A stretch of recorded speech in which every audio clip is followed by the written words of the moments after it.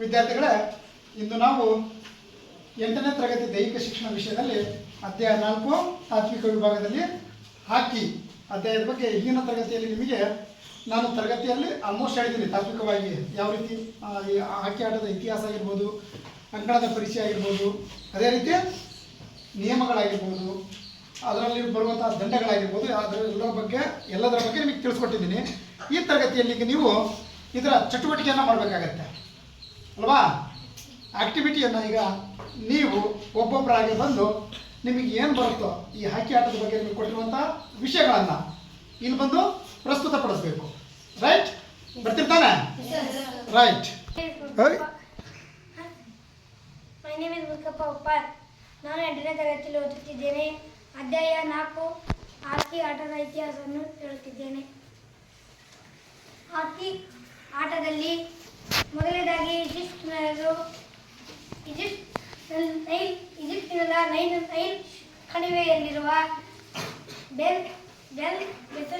ಬೇನಿಯಸನ್ ಗೋರಿಗಳಲ್ಲಿ 4000 ವರ್ಷದ ಹಿಂದೆ ಈ ಆಟದ ಬಗ್ಗೆ ಪುರುಷರ ಆಟವನ್ನು ಚಿತ್ರಿಸಿದರು. ಮತ್ತು ಮುಂದೆ ಕ್ರಿಸ್ತಪೂರ್ವ ಅಂದರೆ ಕ್ರಿಸ್ತ ಹುಟ್ಟಿದ ಹಿಂದಿನ ಕಾಲವನ್ನು ಕ್ರಿಸ್ತಪೂರ್ವ ಎನ್ನುತ್ತಾರೆ. ಕ್ರಿಸ್ತ ಹುಟ್ಟಿದ ಮುಂದಿನ ಕಾಲವನ್ನು ಕ್ರಿಸ್ತ ಶಕ ಎನ್ನುತ್ತಾರೆ. ಕ್ರಿಸ್ತಪೂರ್ವ 478ರಲ್ಲಿ ಥೆಮಿಸ್ಟೋಕಲ್ಸ್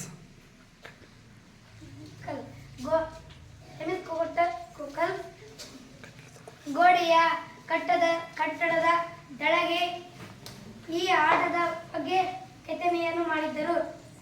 ಈ ಆಟದಲ್ಲಿ ಕೆತ್ತನೆಯಲ್ಲಿ 6 ಜನ ಈ ಆಟವನ್ನು ಆಡುತ್ತಿದ್ದರು. ಈ ಆಟವನ್ನು ಅಥೆನ್ಸ್ ಎಂಬ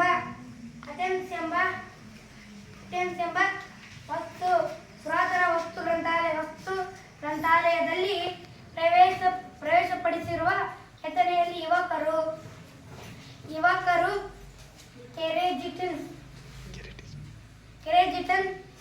ಕೆರೆಟಿಜನ್ ಎಂಬ ಹಾಕಿ ಆಟವನ್ನು ಆಡುತ್ತಿದ್ದರು. ಇದರ ಹಾಕಿಗೆ ಹೋಲುವಂತಹ ಆಟವನ್ನು ಆಡುತ್ತಿದ್ದರು. ಆ ಕೆತ್ತನೆಯಲ್ಲಿ ಇದರ ಬಗ್ಗೆ ಉಲ್ಲೇಖಿಸಿದ್ದಾರೆ.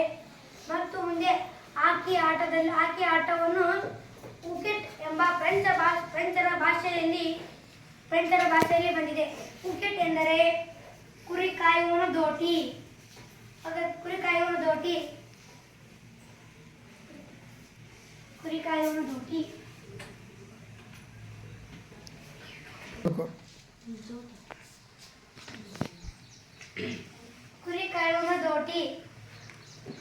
ಒಬ್ಬ ಕುರಿ ಕಾಯುವವನು ಹಿಡಿದುಕೊಂಡ ಕೋಲನ್ನು ಕುರಿ ಕಾಯುವನ ದೋಟಿ ಎಂದು ಕರೆಯುತ್ತಾರೆ.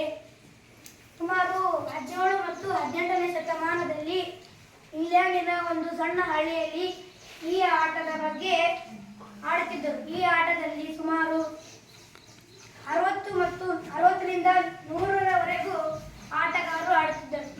ಈ ಆಟವನ್ನು ಒಂದು ಮೈದಾನದಿಂದ ಇನ್ನೊಂದು ಮೈದಾನ ಅಥವಾ ಒಂದು ಹಳ್ಳಿಯಿಂದ ಇನ್ನೊಂದು ಹಳ್ಳಿಗೆ ಹೊಡೆದುಕೊಂಡು ಓಡುವ ಆಟವನ್ನು ಆಡುತ್ತಿದ್ದರು. ಈ ಆಟವು ಸುಮಾರು ದಿನಗಳ ಕಾಲ ನಡೆಯುತ್ತಿತ್ತು. ಮತ್ತು ಇಂಗ್ಲೆಂಡಿನ ಈಟನ್ ಕಾಲೇಜಲ್ಲಿ ಆಧುನಿಕವಾಗಿ ಈ ಆಟವನ್ನು 1909ರಲ್ಲಿ ಆಡಿಸಲಾಯಿತು. ಟೆಡಿಂಗ್ಟನ್ ಎಂಬ ಕ್ರಿಕೆಟ್ ಸಂಘದ ನೇತೃತ್ವದಲ್ಲಿ 1886ರಲ್ಲಿ ಬ್ರಿಟಿಷ್ ಹಾಕಿ ಸಂಘವನ್ನು ಸ್ಥಾಪಿಸಲಾಯಿತು.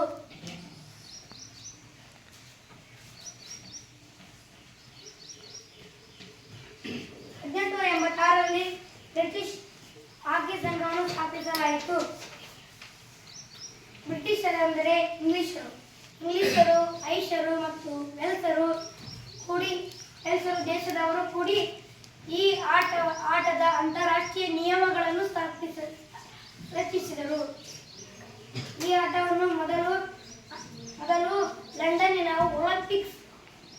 ಒಲಿಂಪಿಕ್ಸ್ನಲ್ಲಿ ಪುರುಷರಿಗಾಗಿ ಮೊಟ್ಟ ಮೊದಲ ಬಾರಿಗೆ ಆಡಿಸಲಾಯಿತು. ತಪ್ಪಿಸಲಾಯಿತು.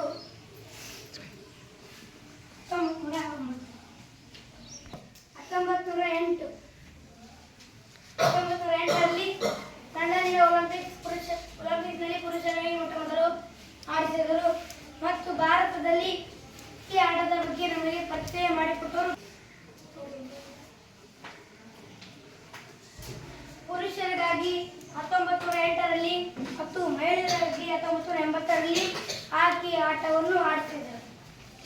ನಂತರ ಸಮಯದಲ್ಲಿ ಭಾರತಕ್ಕೆ ಬ್ರಿಟಿಷ್ ಆಳ್ವಿಕೆ ಇದ್ದ ಸಮಯದಲ್ಲಿ ಭಾರತಕ್ಕೆ ಬ್ರಿಟಿಷರು ಈ ಆಟವನ್ನು ಪರಿಚಯಿಸಿ ಮಾಡಿಕೊಟ್ಟರು. ಈ ಆಟವನ್ನು ನಮ್ಮ ದೇಶದಲ್ಲಿ 1928 ಮತ್ತು 1956ರ ಯುಗವನ್ನು ಸುವರ್ಣ ಯುಗ ಎಂದು ಕರೆಯುತ್ತಾರೆ.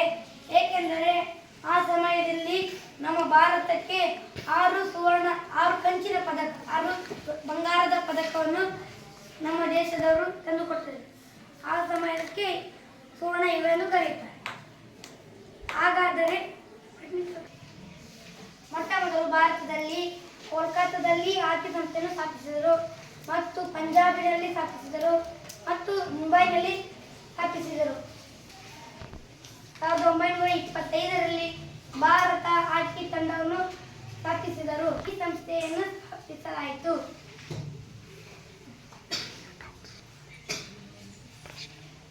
ಪ್ರಶ್ನೆ ಹಾಗಾದರೆ ಈ ತಂಡ ಈ ಇತಿಹಾಸದಲ್ಲಿ ಒಂದೆರಡು ಪ್ರಶ್ನೆಗಳನ್ನು ಕೇಳುತ್ತೇನೆ. ಭಾರತಕ್ಕೆ ಎಷ್ಟು ಚಿನ್ನದ ಪದಕವು ದೊರೆತು?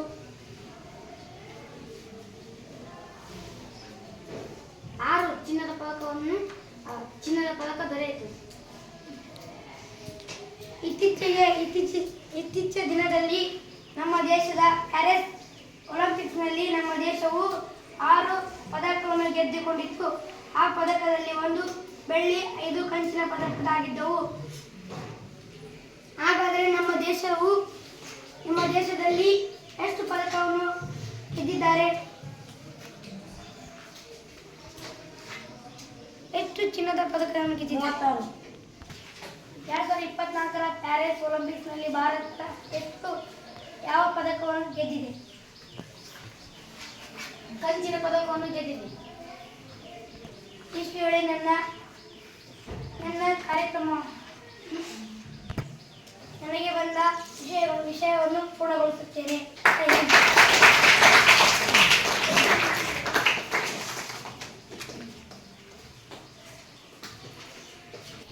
ನನ್ನ ಹೆಸರು ಹರ್ಷಿಕಾ ನಾಯ್ಕರ್. ನಾನು ಓದುತ್ತಿರುವ ತರಗತಿ 8ನೇ ತರಗತಿ.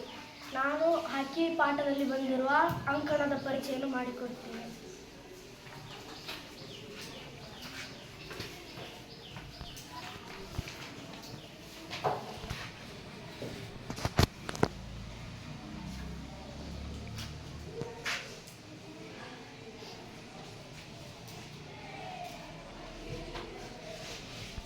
ಈ ಅಂಕಣದ ಉದ್ದವು 100 ಯಾರ್ಡ್ ಇರುತ್ತದೆ.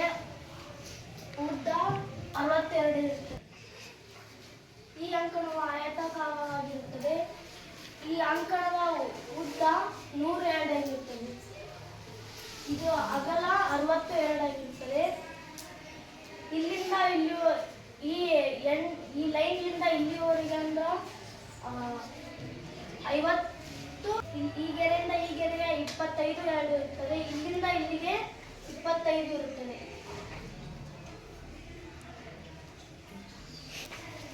ಈ ಅಂಕಣದ ಉದ್ದ 100 ಯಾರ್ಡ್ ಇರುತ್ತದೆ. ಈ ಅಂಕಣದ ಅಗಲ 62 ಇರುತ್ತದೆ. ಈ ಲೈನಿಂದ ಈ ಲೈನಿಗೆ 25 ಯಾರ್ಡ್ ಇರುತ್ತದೆ. ಈ ಲೈನಿಂದ ಈ ಲೈನಿಗೆ 25 ಯಾರ್ಡ್ ಇರುತ್ತದೆ. ಈ ಲೈನಿಂದ ಈ ಲೈನಿಗೆ 25 ಯಾರ್ಡ್ ಇರುತ್ತದೆ. ಇದೇ ತರ ಎಲ್ಲ ಲೈನ್ಗಳ ಆಗಿರುತ್ತದೆ. ನೆಕ್ಸ್ಟ್ ಇದು ಗೋಲ್ ಪೋಸ್ಟ್. ಇದು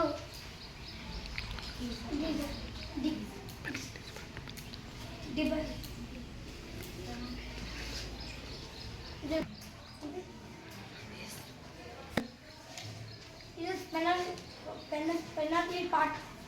ಇದು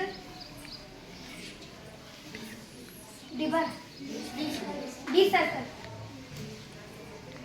ಇದು ಡಿ ಸರ್ಕಲ್, ಇದು ಸ್ಟ್ರೈಟ್ನಿಂಗ್ ಡಿ ಸರ್ಕಲ್ ಅಥವಾ ಸ್ಟ್ರೈಟ್ನಿಂಗ್ ಸರ್ಕಲ್. ಇಲ್ಲಿಂದ ಇಲ್ಲಿಗೆ 7 ಆ್ಯಡ್, ಇಲ್ಲಿಂದ ಇಲ್ಲಿಗೆ 16 ಆ್ಯಡ್, ಇಲ್ಲಿಂದ ಇಲ್ಲಿಗೆ 16 ಆ್ಯಡ್, ಇಲ್ಲಿಂದ ಇಲ್ಲಿಗೆ 21 2 ಆಗಿರ್ತದೆ. ನನಗೆ ಈ ಚಟುವಟಿಕೆ ಇಲ್ಲಿಗೆ ಅಂಕಣದ ಪರಿಚಯ ಮುಗಿಯಿತು.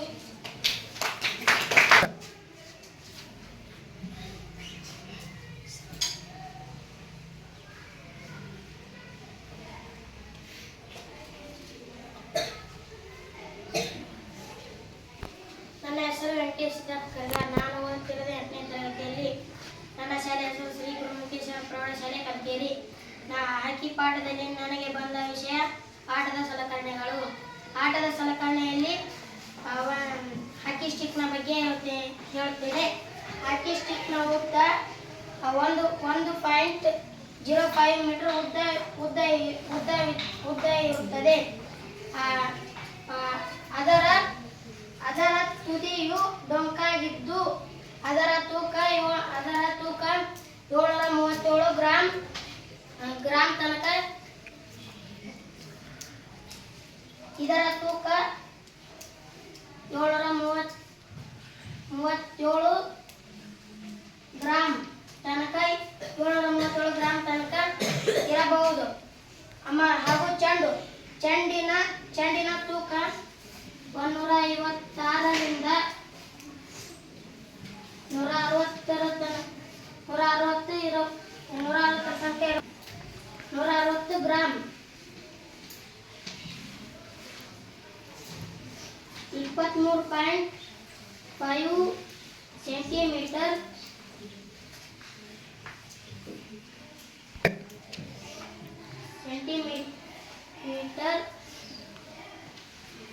ಸುತ್ತಳತೆ ಇರುತ್ತದೆ.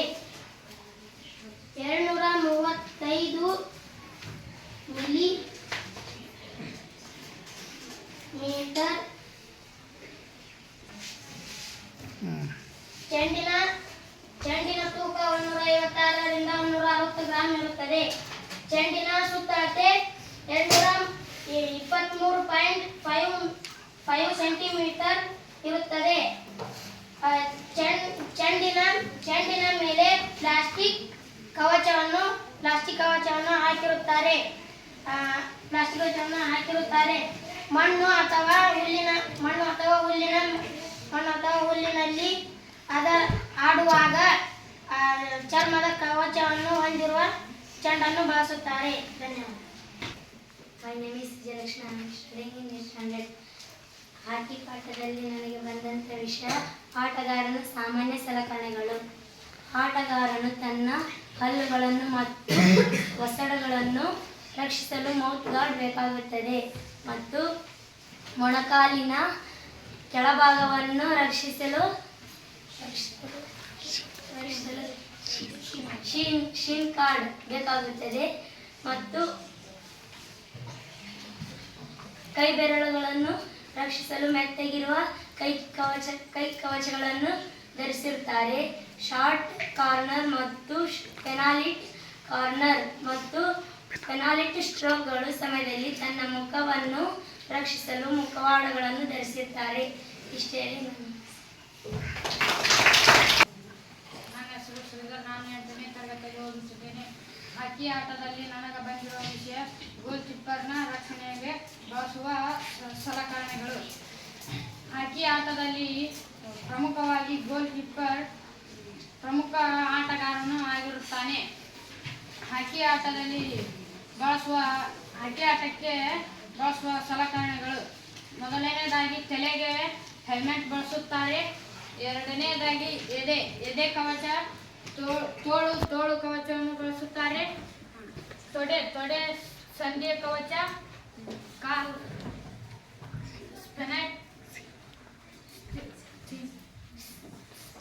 ಸೀನ್ ಗಾರ್ಡ್ ಬಳಸುತ್ತಾರೆ. ಕಾಲುಗಳಿಗೆ ಕಾಲು ಕವಚ ಬಳಸುತ್ತಾರೆ. ಚೆಂಡನ್ನು ಒದೆಯಲು ಹಾಕಿ ಸ್ಟಿಕ್ ಮತ್ತು ಕಿಕ್ಕರ್ಸ್ ಅನ್ನು ಬಳಸುತ್ತಾರೆ. ಇವುಗಳನ್ನು ಯಾವುದೇ ತೊಂದರೆ ಬಳಸುತ್ತಾರೆ. ನಾನು ಒಂದೆರಡು ಪ್ರಶ್ನೆಗಳನ್ನು ಕೇಳುತ್ತೇನೆ. ತೊಡೆ ರಕ್ಷಣೆಗೆ ಬಳಸುವ ಕವಚ ಯಾವುದು? ತೊಡೆ ಸಂಧಿ ಕವಚ. ಧನ್ಯವಾದ.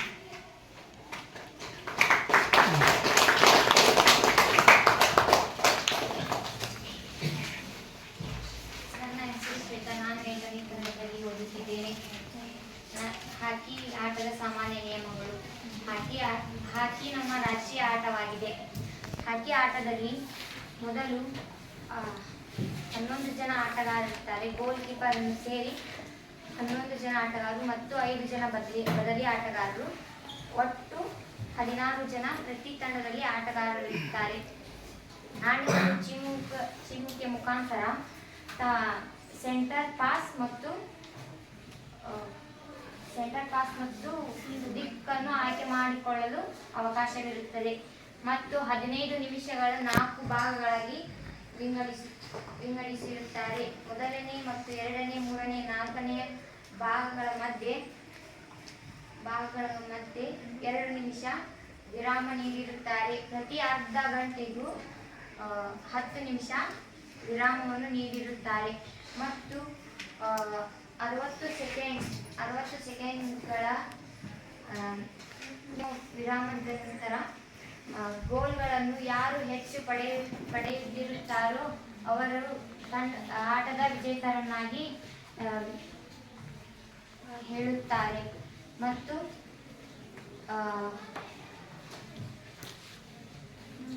ಹಾಕಿ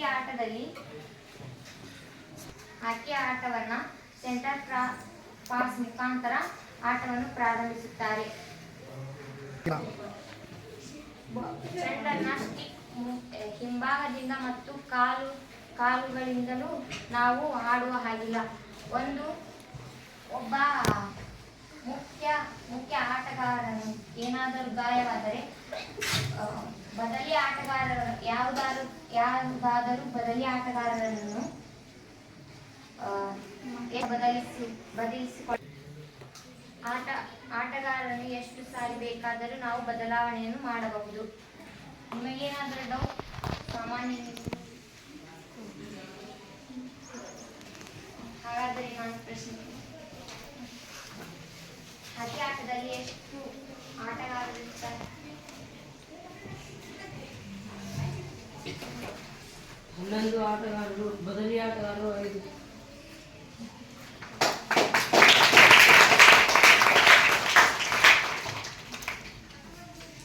ಯಾವುದರ ಮುಖಾಂತರ ದಿಕ್ಕನ್ನು ಮತ್ತು ಸೆಂಟರ್ ಪಾಸ್ ಅನ್ನು ಆಯ್ಕೆ ಮಾಡುತ್ತಾರೆ? ನಾಣ್ಯ ಚಿಮ್ಮುವಿಕೆಯ ಮುಖಾಂತರ ಆಯ್ಕೆ ಮಾಡುತ್ತಾರೆ. ಇಷ್ಟು ಹೇಳಿ ನನ್ನ ಸಾಮಾನ್ಯ ನಿಯಮಗಳ ವಿಷಯದ ಬಗ್ಗೆ ಮುಗಿಸುತ್ತೇನೆ. ನನ್ನ ಹೆಸರು ಪ್ರಸನ್ನಗೌಡ ಪಾಟೀಲ್. ನನಗೆ ಹಾಕಿ ಆಟದಲ್ಲಿ ಬಂದ ವಿಷಯ ತಂಡಗಳ ಬಗ್ಗೆ ನಾನು ಹೇಳುತ್ತೇನೆ. ಆಟ ಆಡುವಾಗ ಯಾವುದೇ ತಂಡ ತಪ್ಪು ಮಾಡಿದರೆ ಎದುರಾಳಿ ತಂಡದವರಿಗೆ ಫ್ರೀ ಹಿಟ್ ಅನ್ನು ನೀಡಲಾಗುತ್ತದೆ. ತಮ್ಮ ಡಿ ವಲಯದಿಂದ ತಂಡ ತಪ್ಪು ಮಾಡಿದರೆ ಎದುರಾಳಿ ತಂಡದವರಿಗೆ ಪೆನಾಲ್ಟಿ ಕಾರ್ನರ್ ಅನ್ನು ನೀಡಲಾಗುತ್ತದೆ. ತಮ್ಮ ಡಿ ವಲಯದಲ್ಲಿ ರಕ್ಷಣಾತ್ಮಕ ಆಟಗಾರರು ಉದ್ದೇಶಪೂರ್ವಕವಾಗಿ ತಪ್ಪು ಮಾಡಿದರೆ ಎದುರಾಳಿ ತಂಡದವರಿಗೆ ಪೆನಾಲ್ಟಿ ಸ್ಟ್ರೋಕ್ ಅನ್ನು ನೀಡಲಾಗುತ್ತದೆ. ಆಟ ಆಡುವ ಸಂದರ್ಭದಲ್ಲಿ ಆಟಗಾರರು ತಮ್ಮ ಡಿ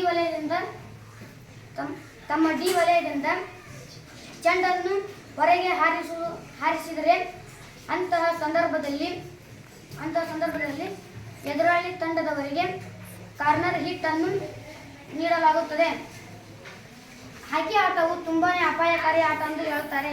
ಏಕೆಂದರೆ ಈ ಹಾಕಿ ಆಟದಲ್ಲಿ ಚೆಂಡನ್ನು ಹೊಡೆಯುವುದು ಅಥವಾ ಹಾರಿಸುವುದು ತುಂಬಾನೇ ಅಪಾಯಕಾರಿ ಆಟ.